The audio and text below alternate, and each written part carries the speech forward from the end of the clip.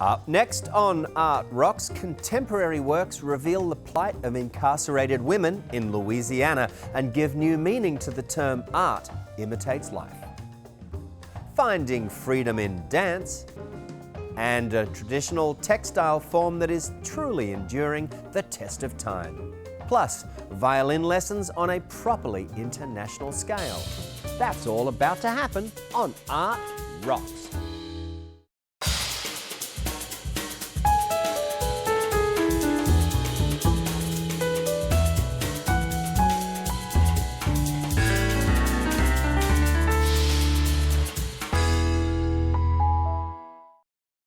Art Rocks is made possible by the Foundation for Excellence in Louisiana Public Broadcasting and by viewers like you.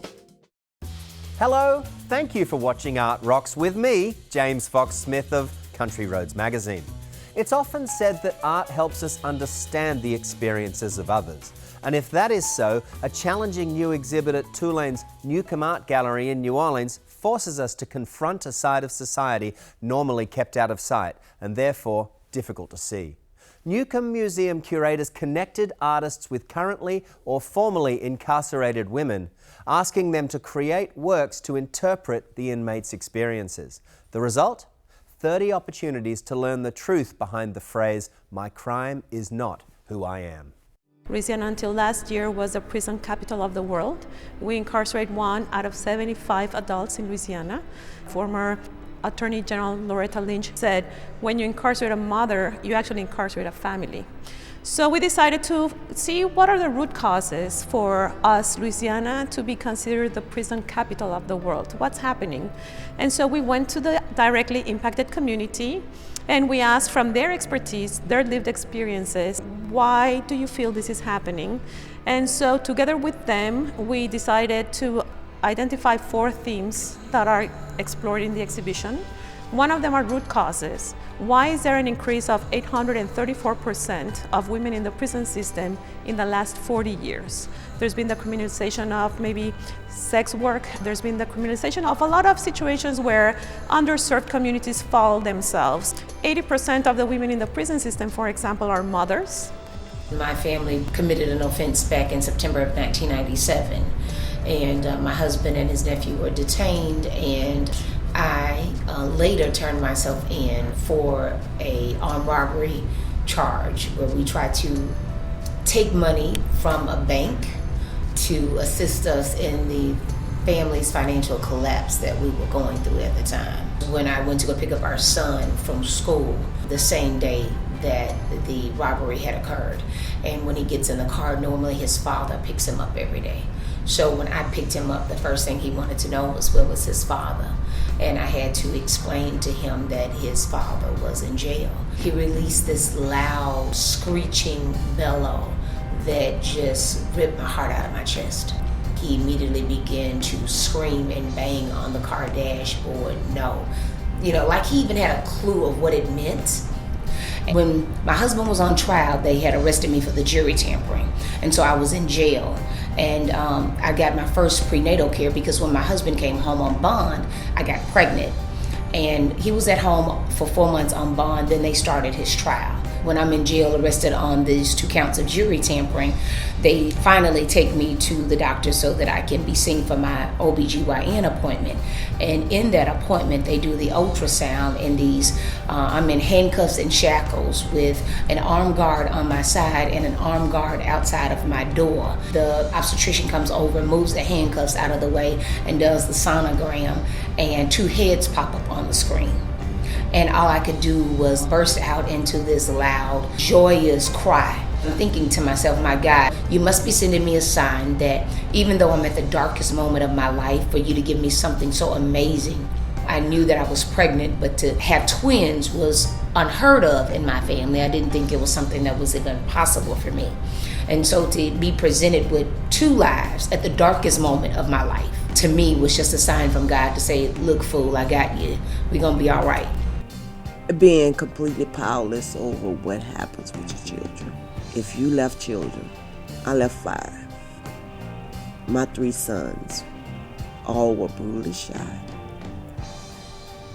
I had a daughter who had run away and had, I was gone. For me, that's the hardest piece of being in prison. If you're a parent, every day I worried about my kids, every single day. And my crime isn't who I am. It doesn't even begin to explain who I am. 82% of the women in the prison system have suffered substance abuse. 87% of the women in the prison system have suffered sexual abuse. When we went out there and interviewed 30 formerly incarcerated women in the community, you see that some of them actually are telling more or less the same story. And so those stories are the ones that are here in the exhibition. Some of them are difficult to listen and difficult for the women to tell them to us. Many of them, it was the first time that anyone had asked them, what happened? How did you feel about that then? What did you go through in the prison system, and how do you feel now? I think the first time I had been physically abused, I was 3, and it lasted throughout my childhood to teenage years, so probably until I was about 16 or so. I was angry. I think a lot of times people don't realize that when people have been traumatized throughout their lives, there's no correct and politically correct way to act out trauma.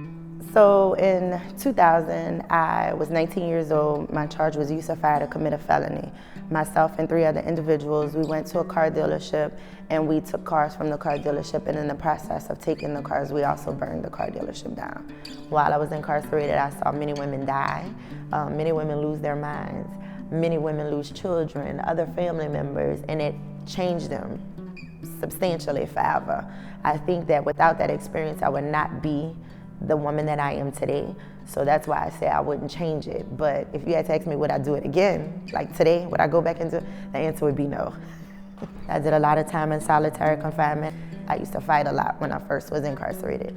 I think it was a mixture of like fear, a mixture of not getting help with the trauma that I faced growing up, and just really learning how to deal with it.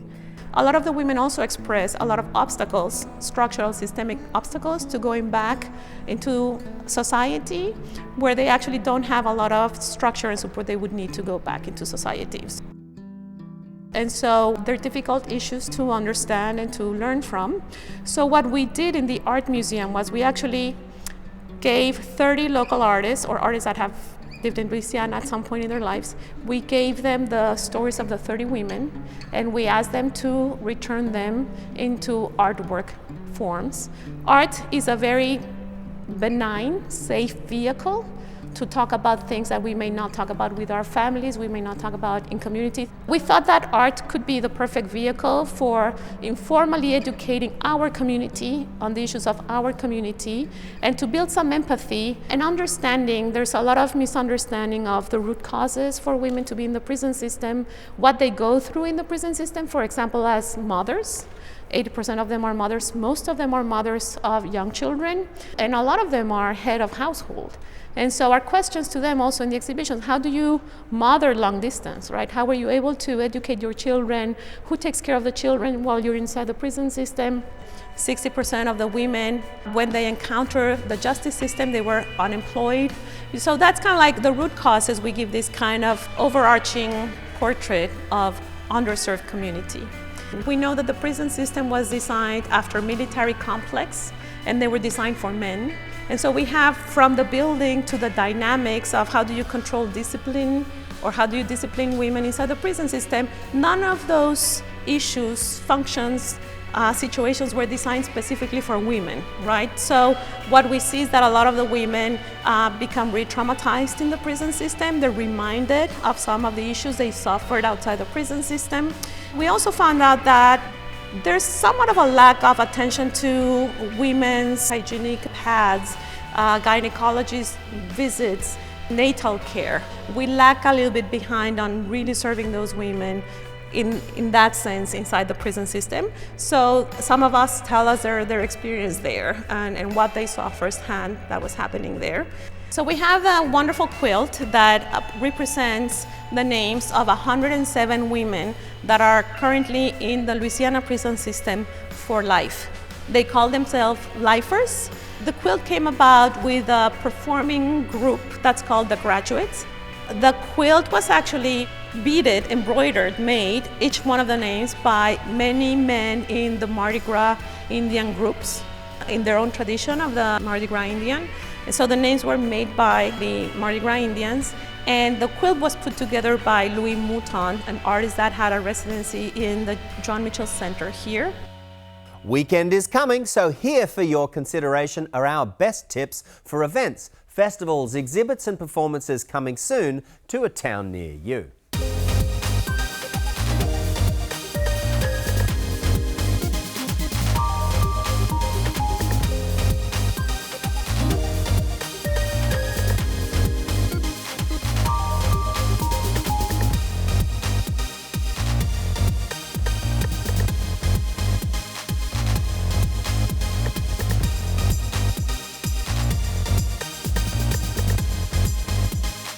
To learn more about these and other events in Louisiana, keep your eyes peeled for a copy of Country Roads magazine. And while we're at it, LPB's Art Rocks website features an archive of previous episodes, so to see any episode again, just log on to lpb.org. How far do you suppose ballet could take you? It took Cervilio Amador, a dancer for the Cincinnati Ballet, a very long way indeed. Amador trained as a dancer in Cuba, where from a tender age he loved the freedom of movement that ballet afforded him. But that notion of freedom took on a whole new dimension in 2003, when Amador took a leap of faith, defecting from Cuba to the United States.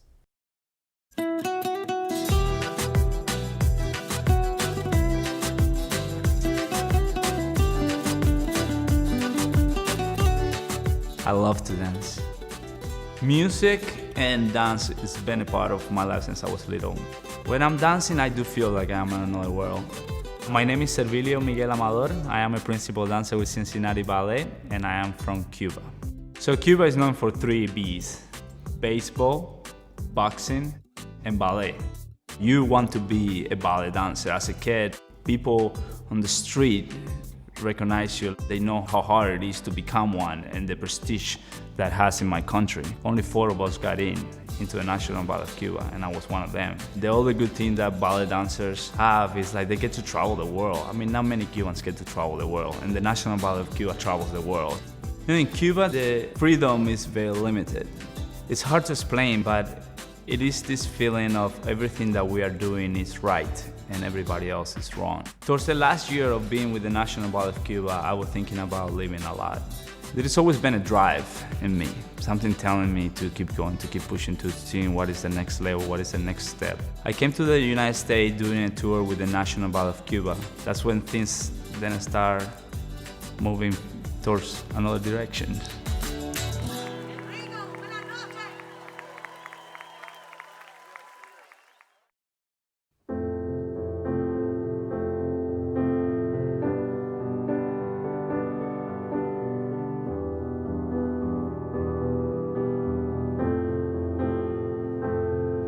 Classical ballet is very beautiful in the sense that it's a very all art form. It tells a story, it is the perfectionist, it is the interpretation of the music, it is the elegance of how you deliver every movement, how you deliver the story. Symmetry for classical ballet is everything.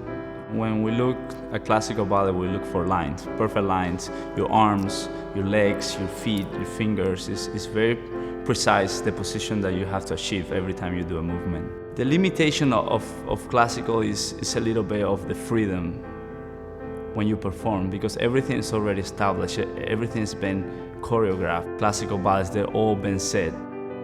Classical ballet is the dance form that you start when you're very young. Growing up in Cuba, classical was all I did. In our country, they taught you how to think, you know, they tell you how to live, they tell you what to like. It is very driven one way and one way only, the way they like. And on a way, classical ballet is the same way. They tell you this is the best art form. They almost teach you not to like anything else. There is only one path and one path only. I got my foundation in Cuba and I got my technique My classical technique is from the Cuban ballet school. Now being in the United States, I have used that to open up myself, to open up my movement, to open up my dancing, to be more free when I perform, and I have used all that base to take it to another place.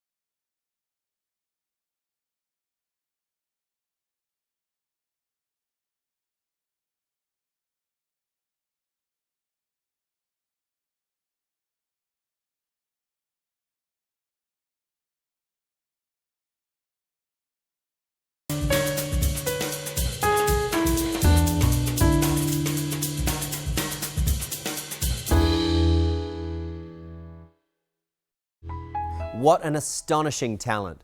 Come with us now to Reno, Nevada to meet Gina Iwahashi, an artist self-taught in the ancient Japanese craft of tie-dyeing. The technique, called Shibori, is a dyeing process which produces beguiling and distinctive patterns. Let's listen in as Gina explains how she creates these eye-catching wonders.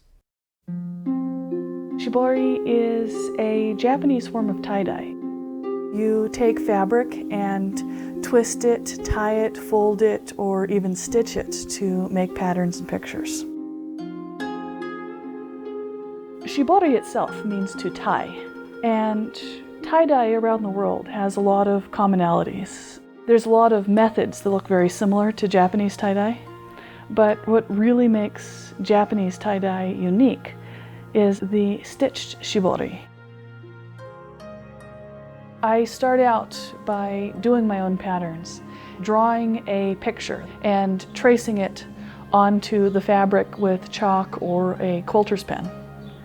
I take my needle and my thread and I stitch along that pattern, and they actually call that orenui. There are patterns where you tie your fabric in, so you pluck it into like a little pyramid and then you start wrapping the thread around it until you've got this little package that keeps the dye outside of the fabric because it's tied so tightly. And they call that kumo, or the spider's web. Once I have all the stitching in, I start tightening things. This is a resist method of dyeing, which means that I have to provide the resistance to the dye somewhere, and that's caused by pulling the fabric tight enough that it puckers and sits against itself, and the dye just simply can't work in between the creases and the small crevices that I've formed by just simply pulling on the thread. This takes a while because it has to be really tight. Once everything's tightened, I start the dye process. If I'm just going for blue and white, which is a very traditional shibori color, I mix up my blue dye and I dye the fabric by dropping it into the dye pot and letting it cure. I like working with other colors too, and so sometimes I have things that are really dark purple or green or shades of blue or ripples of color. Once everything is done dyeing, I've got this mass of really wet fabric. I get it washed out, hang it up, let it dry. Once it's dry, I can start pulling the threads out. So I start pulling on ends and snipping the knots. And as I snip, I start pulling things out. From my point of view, it's like Christmas morning. It's always this giant surprise of how things have turned out. I make kind of a variety of things. I've got framed art that are color or pictures or patterns that I really liked.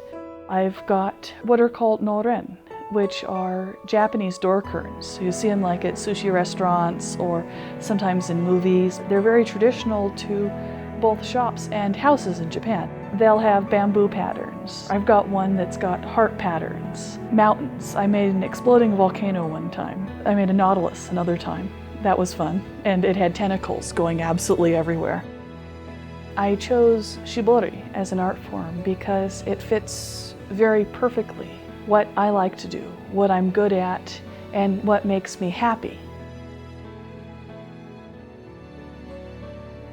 Coming full circle, consider a story making connections all the way from Colorado Springs to the Central African country of Rwanda.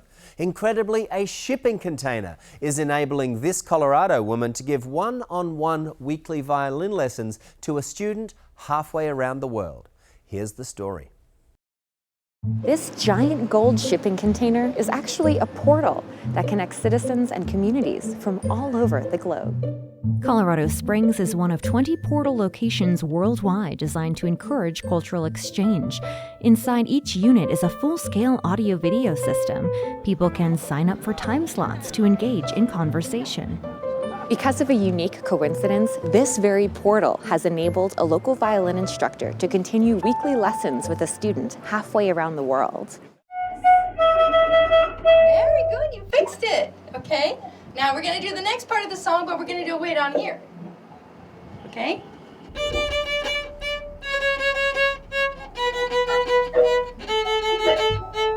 I love to share music with people. I love to share the violin. It all started when Terri's daughter Ruth began working in Kigali, Rwanda. As Terri was preparing to visit, Ruth mentioned she had met a man through her job who had a love for classical music. And she got to talking with him, and he said he's always wanted to learn to play the violin. Terri had an extra violin and she brought it with her. She arranged for a private lesson with aspiring student Norbert Naizi-Rugero in her daughter's Kigali apartment. At the end of the lesson, he was so smart and so sharp. I could tell he was going to catch on to this really quickly. So I said, okay, here you go. It's your instrument. When she returned to the U.S., Terri continued to teach Norbert remotely via email. Until one day, walking in downtown Colorado Springs, something caught Terri's eye. Walked by and saw this gold box out here and talked to the man that was the curator that day. And he said there were portals like this all over the world. And I said, really? So like where? Where in the world? He started naming off these places, and one of them was Kigali, Rwanda. And I said, wait a minute. Terri emailed Norbert, who located the corresponding portal in Kigali. Together they scheduled their first remote lesson. And it was just the neatest thing driving the first day. I was thinking, wow, I'm driving 10 minutes from my house, but I'm going to Rwanda. This is awesome. Thanks to the portal system, Terri is now able to conduct typical weekly violin instruction with Norbert. I always like to have the student do something first that they feel really good about, you know, so they can kind of show me what they've learned. So we can start with their feeling of confidence. Yes, you got it. Wow, you were smart. And then somewhere in the course of the lesson, I want to give them some improvement tips, some technique that they can continue building. See if you can work on that skill. It takes a lot of practice. And then we always work on a new song so they can apply those principles to the new song. Yes, so that's your challenge. That's your challenge for next week. And then I always like to finish up with some kind of like, okay, let's recap or review and again return to something that's easy so they leave the lesson feeling like, good job, yes, Norbert. I can do this. Keep it up. Thank you. Yes, okay. Have a good week. You are my brother. You are my brother. Thank you. I really believe that music transcends cultural barriers and language barriers. It's a way to bring people together. Everyone can speak the language of music. I think anytime that people can share across cultural barriers, that is a fantastic way to build bridges between people. We just need to do lots more of that. And that is that for this edition of Art Rocks. But remember, art lover, you can always watch episodes of the show at lpb.org/artrocks. And if that's not enough for you, Country Roads Magazine is a great resource for enriching your cultural life with art, cuisine, escapes and events all across the state. Until next week, I've been James Fox Smith, and thank you for watching.